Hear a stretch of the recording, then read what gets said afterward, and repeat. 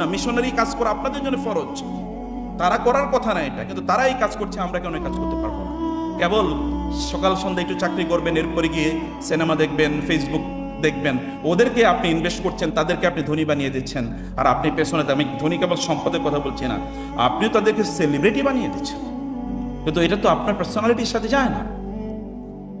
আপনার 2 দিন, গতকাল আপনি যা জানতেন আজকেও কেন আপনি তা জানবেন? আপনার পড়াশোনা, যেই জাতির প্রথম শব্দ হয়েছে ইকরা, সেই জাতি না পড়ে থাকে কিভাবে? ব্যাপক পরিমাণ পড়তে হবে। এই রিলেটেড যত বই আছে সব মুখস্থ করে ফেলেন। এখন কেবল আমরা তথাকথিত সৃজনশীল পদ্ধতি এসেছি, মুসলমানদের পদ্ধতি কোনোদিন সৃজনশীল ছিল না। আপনাকে মুখস্থ করতে হবে, ব্যাপক পরিমাণ মুখস্থ করেন। দেখেন না আমাদের সালাফরা কি করেছে? ইমাম বুখারী 7 লক্ষ হাদিস মুখস্থ করেছে। এখন আরব বিশ্বে গিয়ে দেখেন কিভাবে মুখস্থ করে। এখন কোরআন মুখস্থ করতে হয়, তাহলে আপনি মুখস্থ ছাড়া কেন করবেন? আপনাকে এটার পণ্ডিত হয়ে যেতে হবে, মুখস্থ করেন এবং এভাবে আপনার নিজকে আপনি গ্রো করেন। অন্য কোনো দিকে সময়টাকে ব্যয় করবেন না, অন্য কোনোভাবে রুটিন ডেভেলপ করেন।